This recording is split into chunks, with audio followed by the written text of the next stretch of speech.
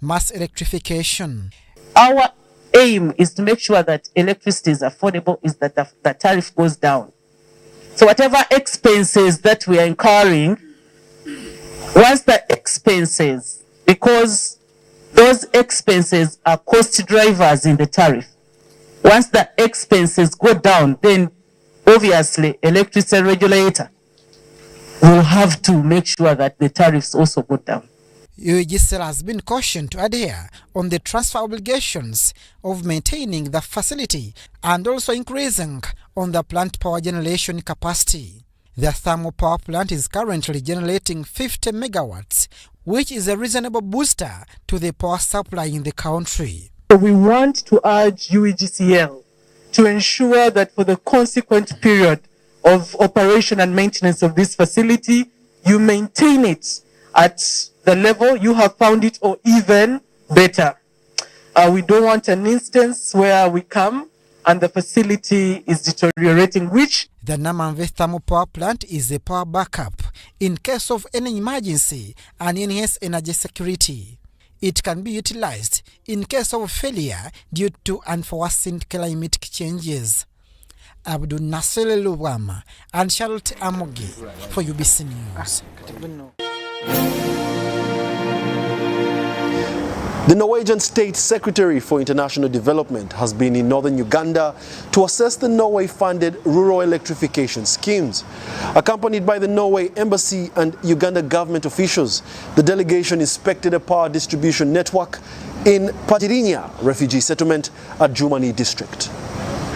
Government of Uganda signed a grant agreement of Norwegian krona 35 million with the Royal Kingdom of Norway on 7th December 2018 for electrification of refugee settlements in northern Uganda in the districts of Adjumani, Yumbe and Koboko. What brings me here is our mutual interest in electrification, bringing energy to rural communities. So what we are visiting here today is seeing this the health center that we are at today, schools and also the communities here receiving electricity. The electricity distribution network in Pagirinya covers 45 kilometers, of which 21 kilometers is medium voltage and 24 kilometers low voltage. This component was undertaken at a cost of 3.3 billion Ugandan shillings and was completed on 19th October 2021. For the refugees in quotes because we don't have any other words, you are our brothers and sisters. We will take care of you. Right now, we are at the receiving end of refugees. Why? Because Uganda is stable. All the policies we make don't discriminate. We don't discriminate investors. We encourage people to come to Uganda to invest. We welcome those who are running away from trouble. And we make bilateral arrangements with those countries to make sure that they also stabilize. With the network now in place, the task remaining is the execution of last-mile connections, which will transform individuals' quality of life and facilitate community services such as health and education. We are now at the health center. So if we are to give good health care to the people of this community, the health center needs electricity. And as Norway, we would like to contribute to that. Similarly, when we go to visit the school, we know that children at the school also need electricity in their homes to be able to do their homework.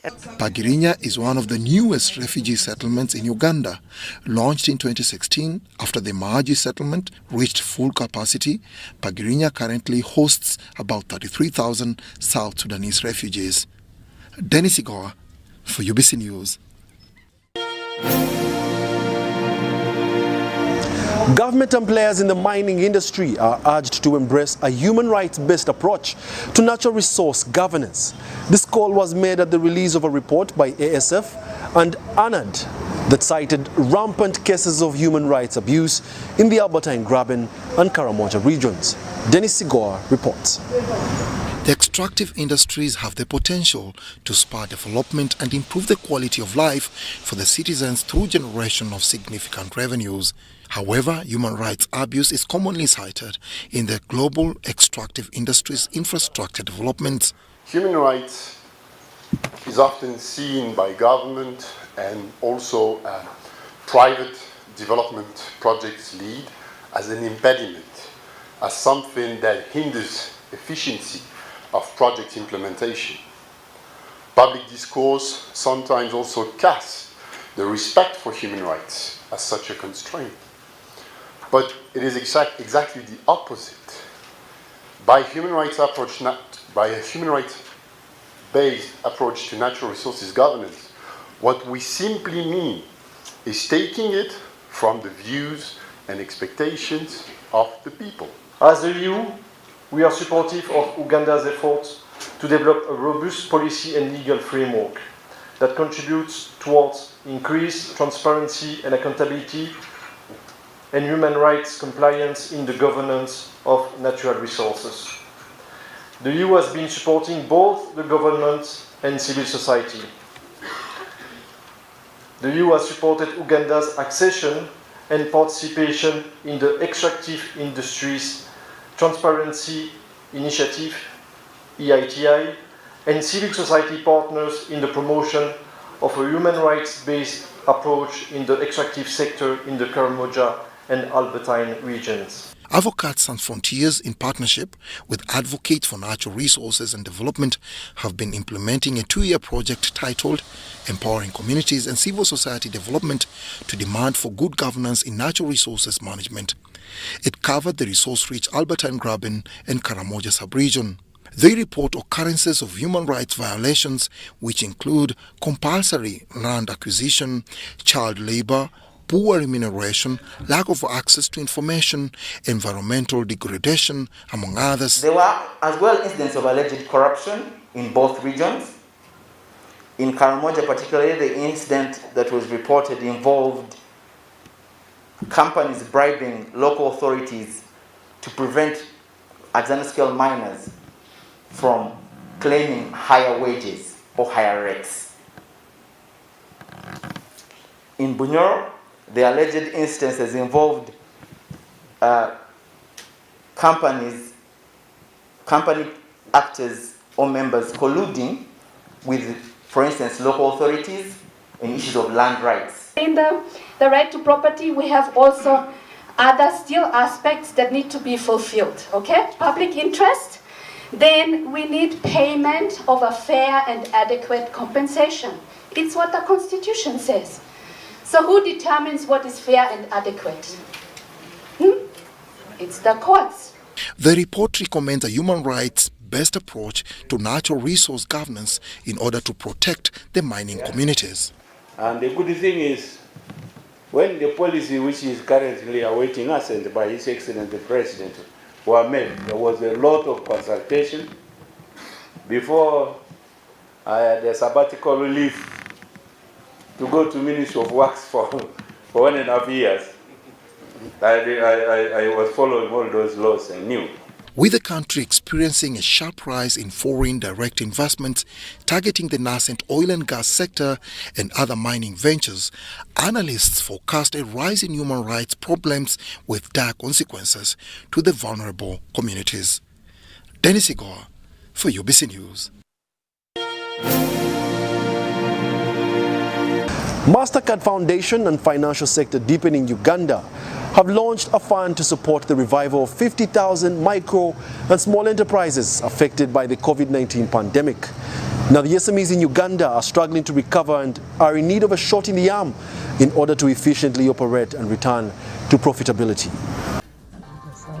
The launched fund of 70 billion Uganda shillings is targeting about 50,000 micro and small businesses.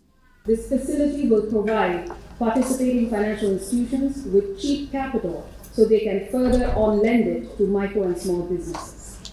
Majority women and youth owned, and protect at least 100,000 direct jobs that are at risk due to the effects of COVID.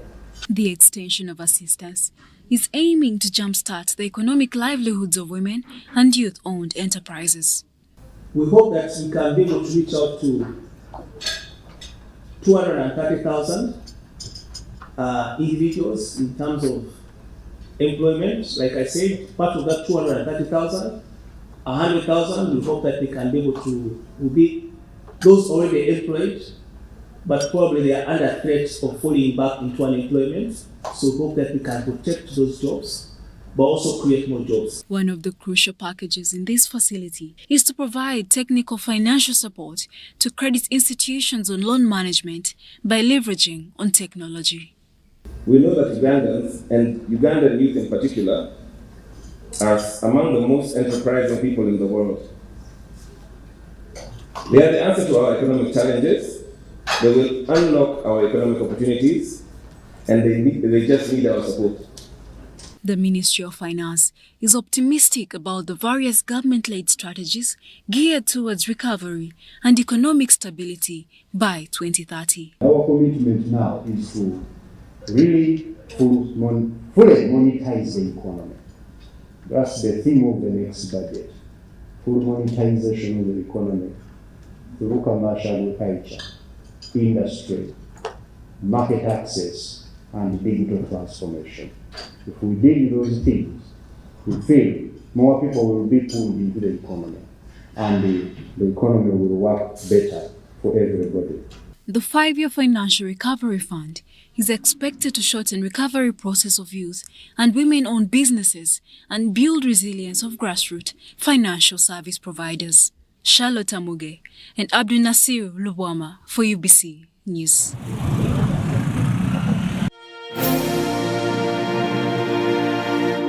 In our corporate news, networking is one of the most essential aspects in a business's growth and expansion. Now, with most businesses going digital, networking provides an opportunity for entrepreneurs to not only interact with investors, potential clients, and other business owners. Now, this was emphasized at the second edition of the Tubayo Market Day in Kampala. In a bid to curate opportunities for young entrepreneurs to meet, interact, and network, Tubayo, an online travel marketplace, has organized its second Market Day edition. We see that it's really important for these small businesses to come out from their comfort zones of operating online, running a page on Instagram, a WhatsApp catalog, and come and interact with actual buyers, yeah? Because we know that comes with so many benefits, yeah? Because one, someone gets to meet the person they've been trading with and giving their money, and then you get to interact with someone, get their contacts, and the customer journey is already beginning, yeah? Because one, you have their contact, you know the person, you probably do know what they look like, you know? So they get you closer to the clients, yeah? And now it comes with a longer benefit, because in the long run, this person is going to be your long-term client, yeah? For some of the young entrepreneurs whose businesses started during the lockdown, the Market Day has provided them with a way of putting their brand out and engaging with potential customers and investors. We want to put ourselves out there. While we network, you really never know where these networks will take us from today.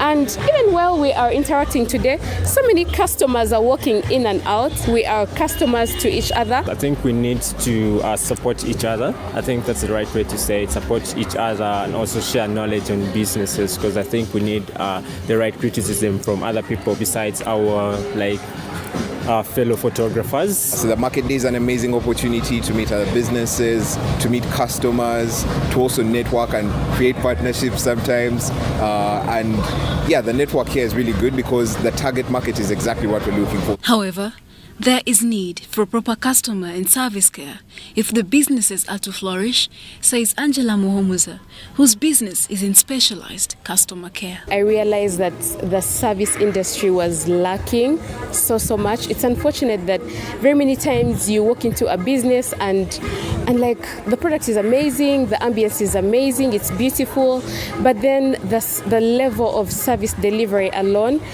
puts you off. It's not just about the person that's seated at the front desk, interfacing with the customers every single day. It's actually from top to bottom, from the CEO to the security guard to the cleaner, in that order, because the service that we give to each other in the brand, in the business, is exactly what we are going to give to our customers on the outside. Boris Mugisha, the Chief Operations Officer at Tubayo, has called upon government to engage in networking events in order to sensitize the entrepreneurs on the importance of upholding the quality standards of their products. We want agencies like URSB to come and to interact with these businesses, to share with them the benefits of registering your business. URS should come and share with with them the benefits of filing your returns, paying your taxes, yeah? Then when it comes to like quality insurances, so government agencies that push for quality insurance should also be here, to have conversation with them, because some of these guys do not know the benefits, yeah? Because we are in such a liberal economy, some think they can just operate and as long as I'm able to sell to my few clients, that is it. This year's Tobayo Market Day has attracted about 30 young entrepreneurs, varying from ICT innovations, hair and beauty products, food and educational materials, among others. Charlotte Amuge and Robin Yoso for UBC Business. Ethiopia's Grand Renaissance Dam has started generating electricity. The controversial dam built on the Blue Nile will be fully completed in 2024. Let's have a look. A step towards progress as Ethiopia begins power generation at its Grand Ethiopian Renaissance Dam. The first turbine will produce a maximum capacity of 375 megawatts. The design of this dam is a bit different than conventional dam design. So while increasing the dam, we impound and we start generating. We don't wait to the completion of the full level of the dam to be completed. So gradually, while increasing the head, we are generating. So this is the first unit based on this principle. The Grand Ethiopian Renaissance Dam is set to be Africa's largest hydropower project. At full capacity, the dam will generate at least 5,150 megawatts of power. But the dam remains a project of concern to neighboring Sudan and also Egypt. Egypt depends on the River Nile waters and has been skeptical that any activity on the Nile would reduce water downstream. As you can see, this water will be generating power while flowing like it previously flowed to other countries like Sudan and Egypt, unlike the previous rumours that said Ethiopian people and the government are damming the water to stop Egypt and Sudan. Together with Sudan, Egypt has been asking for a legally binding agreement on the operations of the dam by Ethiopia. Talks between Sudan, Ethiopia and Egypt over the operation of this dam kind of stalled around April last year.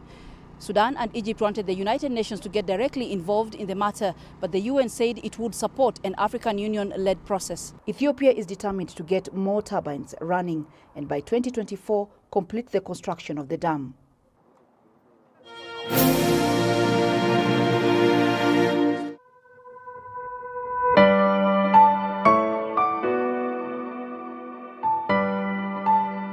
It's a poorly designed projects. Poorly. The landmarks are not well clarified, and therefore we start struggling as we execute. We get roadblocks because somebody has not cleared them prior, and then the loan delays and we pay extra money. 2, land acquisition, like transmission lines and so forth. If I want to give you a very clear case, is the line that is supposed to be running from Tororo going up to, I think, Lira, or even beyond. Some good citizen around Tororo, adamantly, we gave money. The gentleman says, no, me unless you give me so much, this line will not pass here.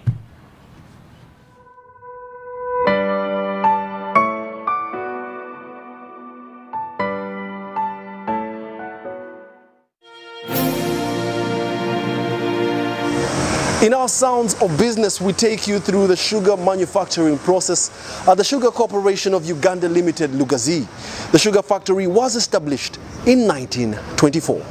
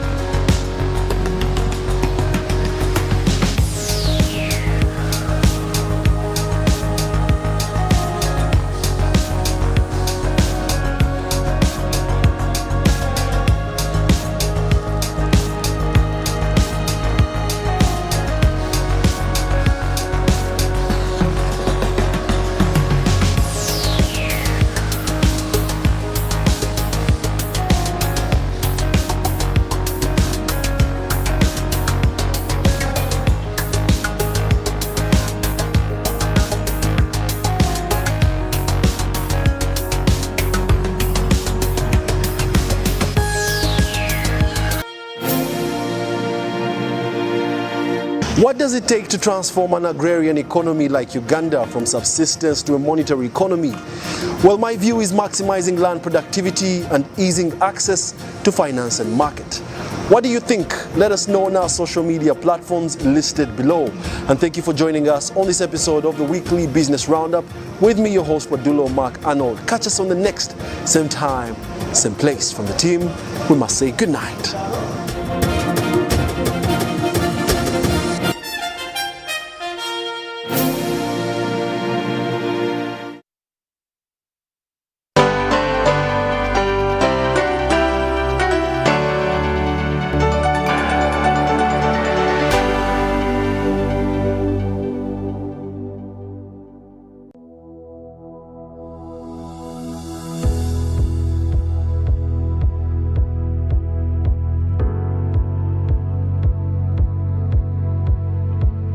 First of all, the parish development model is the last mile strategy for assuring services reach the people. And this one is geared towards elimination of poverty and assuring most of the Ugandans at least jump to the middle income status. In the parish development model,